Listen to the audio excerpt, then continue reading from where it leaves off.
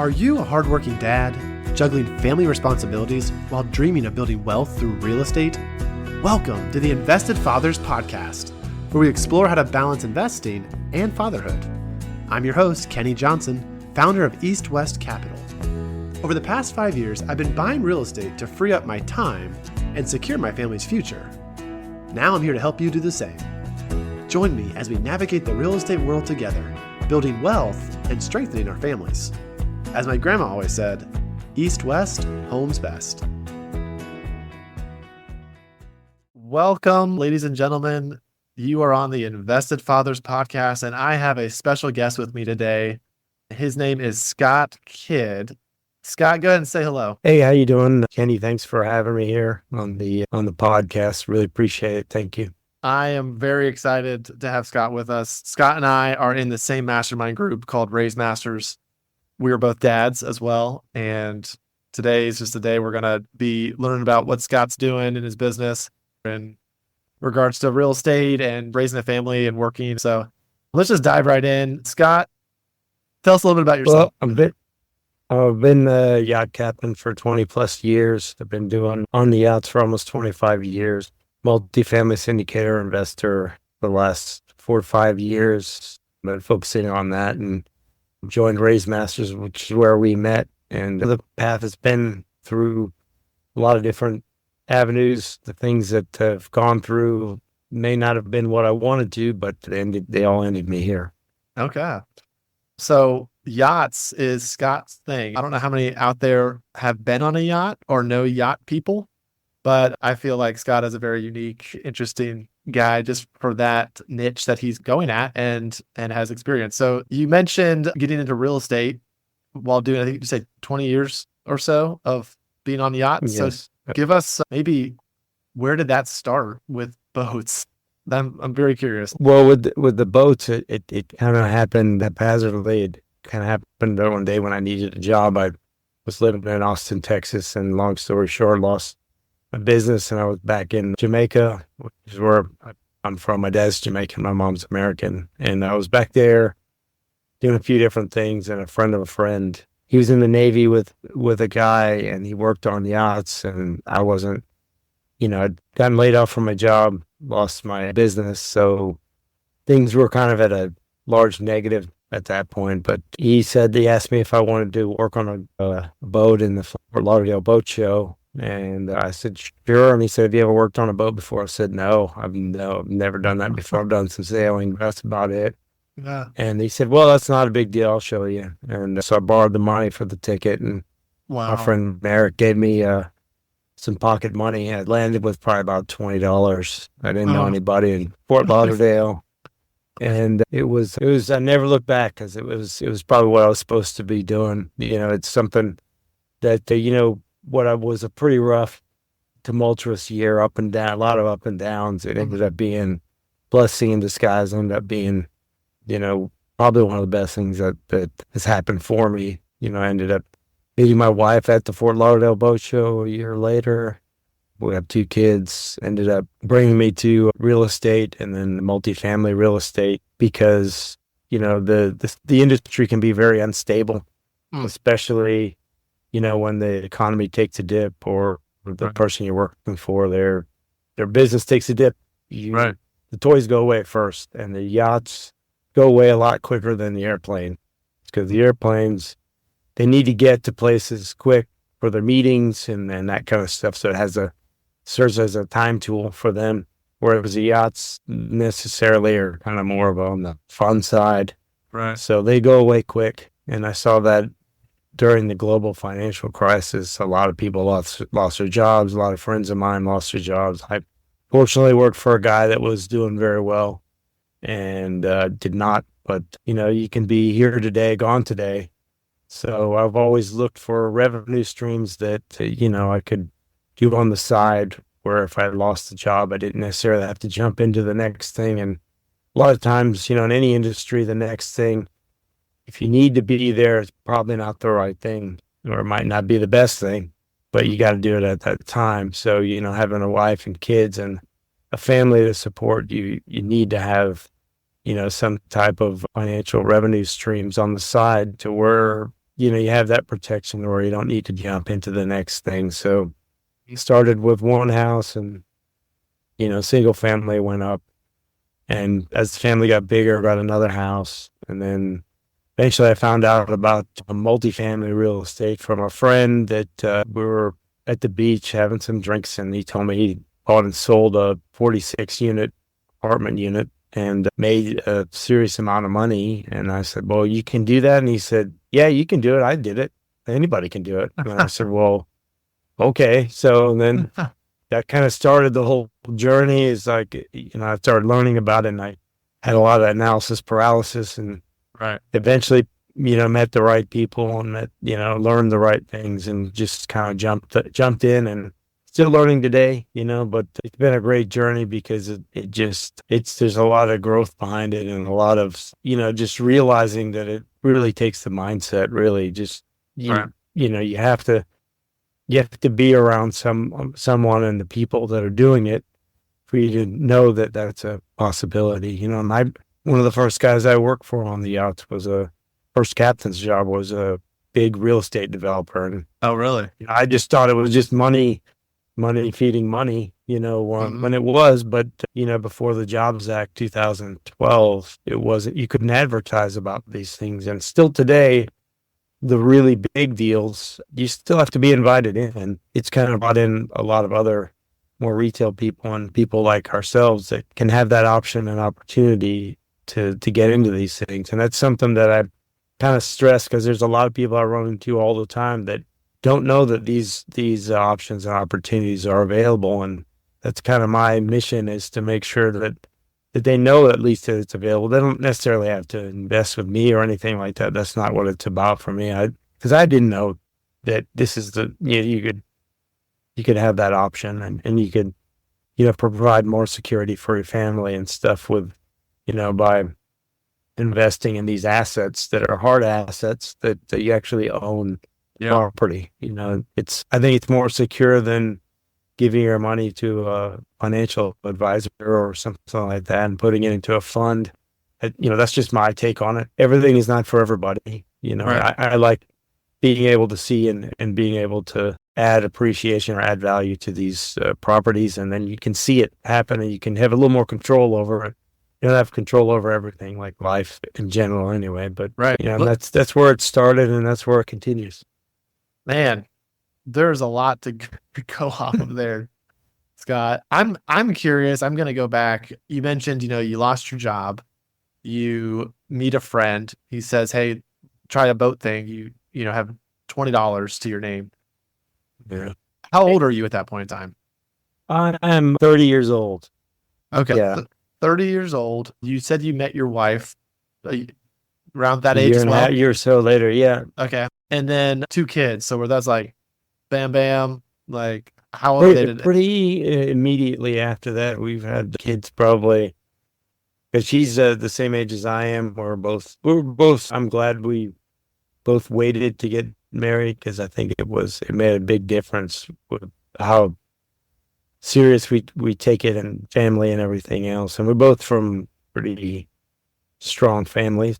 Mm-hmm. So I think that's where we're aligned there, because where we were, we didn't have any other family around. So we had to, have to stick together. And my kids are now 19 and 17. Okay. So it's been a great journey. It's been, meeting my wife and kids and becoming a dad has been probably the best thing for me. Yeah. Not probably it is. No, I hear you. I used to work in sales and customer service for a landscaping company. As my family started growing, my son's 3, 4, I've started really analyzing what are my goals in this work and this job, and how can I get home to be more if I can. And, everyone has their own thrive zone, areas that they love working. Like it sounded like boats were kind of a calling for you. When you mentioned it seemed like a curse or something that was bad that just became, a gift. And you kind of fell in love, I guess, with boats. Is that right? Yeah, it was always there. It just kind of morphed into that. And, there's the thing why got into, especially commercial real estate, it is because they're very similar in that it's all about on the boat. It's all about the team. You have to build a great team. If you don't have a good team or a great team, the boat's not going to go anywhere. The apartment's not going to go anywhere. The commercial property's not going anywhere. Your business is not going to go anywhere. Right. Because you have to have a great team. You have to have people that you, one, get along with, and two, that you work well with together. Because if you don't have that, it's going to be a very hard road. There's the old school approach where it's just a top down, my way, don't do as I say, do as I do. Right. That doesn't really work. It can work for a while, and it works for some companies and some people, but I don't necessarily think people are happy working there. And I don't necessarily think that long term it's the way to go. I want to build a team or build a crew that, people, when somebody leaves, everybody's ready to jump in. Like, hey, they got an opening. Yeah. And that's a really good point. That environment of who you're surrounding yourself with. And obviously there's different tasks and different needs for all of our things that we need. But in regards to who we're aligning our businesses with, that crew, not like, hey, I'm up here, you're down there, you do your stuff, and the top down. I love that. I love, hey, your role is super important. We need you on this team. You can depend on me for my job, my situation, and together we are so much stronger. The way I've always kind of done it in anything I do is that I won't give somebody a task that I haven't done before or done. Because on the boats, I'm fairly confident that I've done just about every crappy job that you can think of on the boat.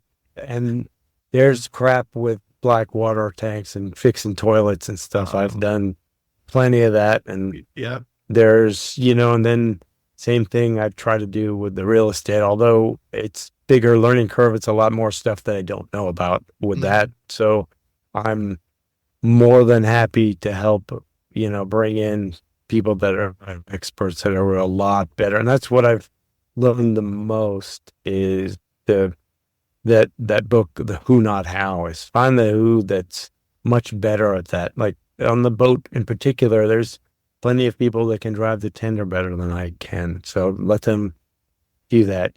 People that and we have engineers that, are a lot better engineers than I am. Right. That don't kind of stuff, because you can't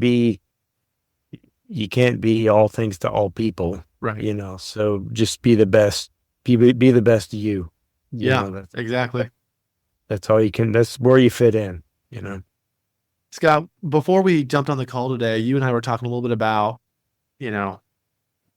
dads as well as just struggles you talked about losing your business. Like that was one thing that was an obstacle for our audience.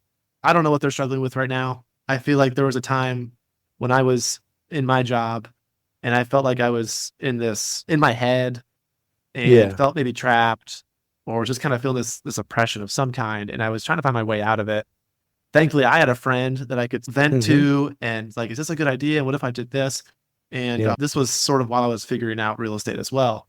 Could you speak into maybe a few obstacles that you faced and specifically, I think with dads, don't leave out the family life situations because I feel like those are sometimes the most important obstacles to overcome. Well, like we were discussing before, a lot, there's a lot of,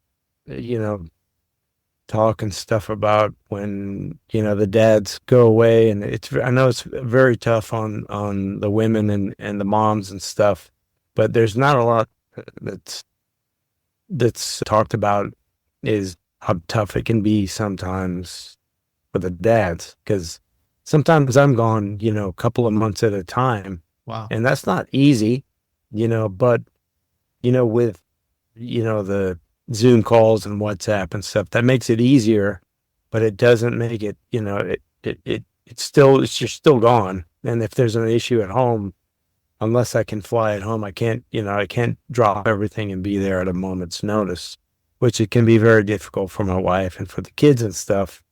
But it's pretty difficult knowing that I cannot get there, but So I try to instill and try to get to the point where, you know, preventative as, you know, as much as you possibly can. And I've struggled with that, but, you know, my wife has been worked on boats before, and my kids a little bit older now, but when they were younger, they kind of grew to understand. And luckily I've worked for some very family oriented people. Mm-hmm. So there's been, you know, times where they got us an apartment in Italy, even though it was very busy, but they were at least pretty close by, you know, and we could spend a lot of time. And then, you know, they got the benefits of being able to travel around Europe at a young age, which kind of helped them realize they want to travel more. Yeah. And there was another family I worked for that they put us up in Martha's Vineyard, and they Wow. were able to see a lot of New England and stuff like that. And, Yeah. you know, and the first guy that I worked for, he was a traditional yachting family where he said, you know, look, you and your wife and the kids can come on the boat anytime for any length of time. Wow. So that's very rare. So I've been lucky Wow. in that way. And my advice to anyone that's working on boats is if they want you to have a family and to be family oriented, you know, go ahead and ask for, you know, don't necessarily ask for more money or what have you, because money is money, but, you know, maybe ask for some more time off, or, you know, if you're going and traveling, maybe, you know, an apartment or something, or a place that, you know, where you guys can be closer or be together, you know, because that for me, that's worth a lot more than the money. Exactly. Yeah. Yeah. And, you know, there's a lot of other business struggles and stuff, but, you know, that was the major thing on yachts and stuff. But I'm sure a lot of other, like yourself, sales guys, a lot of friends of mine that are sales guys, they're gone a lot too. And that's pretty tough. Well, I mean, definitely thinking about being gone for months, you know, he said weeks and then months at a Yeah. time. You've got I mean, time is one of my Yeah. preaching points of, you know, it's invaluable, right? You can't get it back. Yeah. And I know there's people listening today who have had struggles with time, you know, whether Yeah. it's, hey, this is just that busy season, you know, tax season, or, Yeah. you know, we got this deadline and, you Quarterly know, end. Yeah. End of yeah, quarter, there's you just know, end something of where, year. yeah. Yeah. And, you know, I think we would all say, man, I just love absolute freedom, right? To just do whatever I Yeah. want. But, you know, I don't know if that's a realistic thing. And it's not like work is the enemy. Oh, You know, I believe work is a yeah. gift, but Yeah. there's that tension of, if you want to call it work-life balance, right? That I feel like Yeah. that's a buzzword. And then you also hear, you know, love your job and never work a day of your life. And Yeah. Yeah. Yeah. But there's a saying for everything. You know? yeah. So help us, you know, I'm really curious. You're into boats. You've done every job, you know, you've done all the dirty stuff. You've made some Yeah. awesome connections. It sounds like, you know, Yeah. just doing anything for 20 years, Yeah. you're going to build some traction and some relationships that are invaluable. And yet you're still pursuing this, you know, kind of plan B, if you would, mentioning Hmm. the instability of the Yeah. yacht life. Talk a little bit about sort of that motivation to get into real estate. You mentioned, you know, you kind of the who, not how. But speak into the motivation of getting into it and some of the benefits that have happened since then. Well, it's the main benefit is just seeing all these people doing all these amazing things, and just seeing that every day that you get up is another chance, you know. And but you know, you have to kind of balance it out, because after you're dead and gone, the only people that are going to know that you worked late, it's not going to be your boss, it's not going to be your partners, it's going to be your kids. Yeah. There's always those things that you think about. And when you're being on the yachts for a long time, it morphed into a lot more real estate. And a lot of people say, well, you have to do one or the other, or you have to go all in on this and all on that. But I love both of them, so I'm going to do both until they tell me I can't. And I really like someone to show me that that I have to do it one way or the other. I know plenty of people that have multiple businesses. Everybody has their own way of doing things, because the idea initially was to be able to do deliveries or work, part time with my friends. And I'm pretty close. I'm not too far off from that to where I could go part time and still do the real estate, because I love putting people together and meeting people that are doing things that are, for me, really impressive, but to them, it's commonplace. And I'd like to be doing uncommon things in a common place. Yeah, man. I think that would be pretty amazing. And I get really excited. A lot of people get envious of other people when they're see some, oh, they have that, they got this because of this and that. And it's like, well, I get excited. I get like, oh wow, he did that. That's really cool. And I'm like, good for him, or good for her, because Absolutely. it's kind of that monkey see, monkey do. Like, oh, I saw them do that, so I can do it. I can do And it. really how that's really how it all has worked for me. And if same thing, you buy into these networks like Race Masters. I met all these people. I didn't know half of this stuff was even Mhm. possible. And one of the first meetups I went to, I was driving home. I was like, "You can do that." I said, "I guess you can." She was doing it, so she's doing it. All day. Like I didn't know you could do that. I always thought it was just for people that were born into it, but that's really a falsity of everything. Totally agree. You always see the win. You don't see all the work that went up to it. Like no one really looks at Michael Jordan being there at 5 o'clock in the morning the very next day after he won the championship. They do now. No one. There's that saying that there was someone told this story, and I really love it because he after he won his sixth championship, he was in the gym next day at 5, right? And then there's a rookie that came in. He was there like 6:30, and he asked him. He said, "Hey, what are you doing here so early?" He said, "That's the wrong question, son." And he goes, "What do you mean?" He said, "Why are you late?" Uh, Yeah, I do love it. that was great. It's like because it just goes to show the dedication and all the stuff that he put into it. Yes. It's funny. I am actually reading a book called Relentless right now. And the author is the personal trainer for Michael and eventually the Okay. Kobe and Dwayne. And I've struggled with this thought. And the book is I haven't necessarily landed on what I believe about this book yet, but the book is more or less saying, you kind of have to choose. It's going to be family or, business or, uh, friends or whatever it is. Like you can't have Yeah, everything, yeah, right? And of course this guy is with Michael, and Michael is, I would say, the best, right? So he yeah, wasn't yeah. he wasn't trying to be good, he wasn't trying to be great, he was trying to be the No, he was best. trying to be the best. so Yeah. um so I would ask you, and you touched on it with the boating. Someone says, well, you got to pick one, right? You can't have a split focus here. How has your, I don't know if it's energy level or motivations, but what has happened, over time? And your kids are 17, 19 now, but as you've gone through different seasons of life with your business, financial struggles or needs, family struggles or needs, health, all the buckets that we fill up. How have you figured out that balance of what to focus on and where do you feel like you're pulling your hair out, not getting traction, and what have been the returns for doing those things? Well, I would say that I'm not the best person at being balanced all the time, but I work very hard at doing that. But for what I mostly focus on is just whoever I'm with at that time or that moment is to be present with that person, because that's all that really matters is that moment is being present. And it's comes back to like I've noticed, because I've done a bit of coaching and a lot of masterminds, and I've had a lot of great mentors on boats and real estate and stuff. And it all comes back to being grateful and being gratitude and just giving.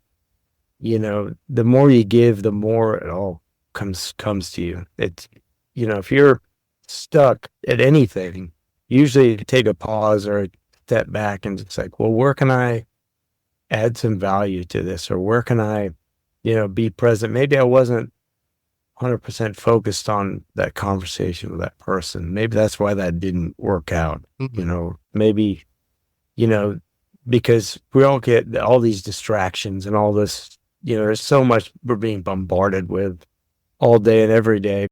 One thing that I keep saying is be clear, be grateful, and listen. Like if you're clear on what your purpose is, if you're grateful for the opportunity and you listen for the signals or the things, the solution could be right in front of you. Wow. And it usually is. It usually is. It's usually that simple. The more grateful I am and the more I try to help, the more my life gets better. And people around me. What a nugget, Scott. I think that is something you said, be clear, be grateful, and listen. Yeah. And is that something that, you came up with? Did you find that somewhere, or is that just like a No, there motto? was a guy that had a fun, and I really have to look up and give him credit for that because he said that, and I said, and that was like a light bulb moment for me because Awesome. it made me focus more on not really what I was doing, but the purpose of what I was doing. One thing I said a while back was I want to take my time back. I want to be able to choose where I'm spending my time and who I'm spending it with. I don't need the billions of dollars. Money is one thing, working a tool to create those things, but I want to be able to choose who I'm spending time with and how much time I have left, where I'm spending that time. Thank you, Scott. Yeah. I feel like when I talk with people that are at the end of they're retired or they've worked, for years, I feel like I keep hearing that message for that. I'm kind of curious. Your kids are 17 and 19. What are they into right now? I mean, I have a 3-year-old and a 7-year-old at home. We're drawing, watching Disney princess cartoons, reading about animals that have big brains and weird stuff like that. Tell me, as a dad of these two who are pretty much done with teenage years, what are you guys doing together? What are some fun pastimes, hobbies, things like ways to connect? Well, one thing that we're looking to do, we are focusing on this year, we generally try to focus on experiences rather than stuff. So like for birthdays, Christmas and stuff like that, rather than getting a lot more stuff, we try to find an experience that we can all do together, something like that. And one of my things for my birthday in April was that I wanted to, us four, because my first daughter, she's in school now. She's going to college, so she's not at home as much. So it's important, I think, that we focus on doing things together. So we're looking at younger daughter. She's applying to the Air Force Academy. She wants to fly planes, and she's also going to apply to the Naval Academy for the same thing. She wants to fly. She's done. Wow. She's in the Junior Air Force ROTC at her high school. She's been excelling at that. And my oldest daughter, she's planning on being a holistic health coach. And because she's gone through a lot of like chronic pain for the last 10 plus years. And this past year, she finally got ahead of it just through a lot of other processes and nutrition and dry needling and prolotherapy, a lot of kind of treatments that are not necessarily covered or practiced by general practitioners. Right. It stuff we've had to search out, or I guess it's stuff that found us. But she's gone from being on a level 6 for the most part for the last 10 years, 6 to 10 to a 1 or 2, just because of the treatment she did and dry needling. Her body's a pretty efficient machine, and you really have to seek out one first and foremost as people that have probably gone through that struggle or people that care about helping others. The thing that I get really excited about is that she's going to just help a lot of people. Yeah, that's awesome. I love that. Yeah. Yeah. Wow. You unlocked a lot of things. That health, just in general, has been a journey for me as well in the last year, specifically working out, and that has turned into a diet. Well, Scott, we're going to wrap up the show today. Thank you so much for spending time to just really share your story, share what's going on, and hear your thoughts. Really have appreciated understanding more of your values. I can tell just from the hour that we spent together or so, your relationships and your service mindset to just be a help to cheer others on. It's not common, and I'm really thankful that we could talk today. Do me a favor, for those listening, they may want to connect. You're obviously really into yachts. I don't know if you have a certain market that you're investing in. I know you mentioned, hey, you can invest with me, you can invest with Kenny, you can invest with whoever, but there's options for you. Tell us a little bit about how our listeners could connect with you if they wanted to find out more about you. If you want to connect with me, I have investwithscottkid.com/free gift, a free gift for people that want to learn more about apartment investing. And you can find me on all the social media, everything, all my links are there. Okay. Cool. Scott, thanks again for your time, brother. Yeah, appreciate you having me. It was great. Thank you for listening to this episode of the Invested Fathers Podcast. If you liked this episode, we would love for you to click subscribe and leave us a 5-star review. We appreciate all of your hard work as a father and look forward to our next episode together.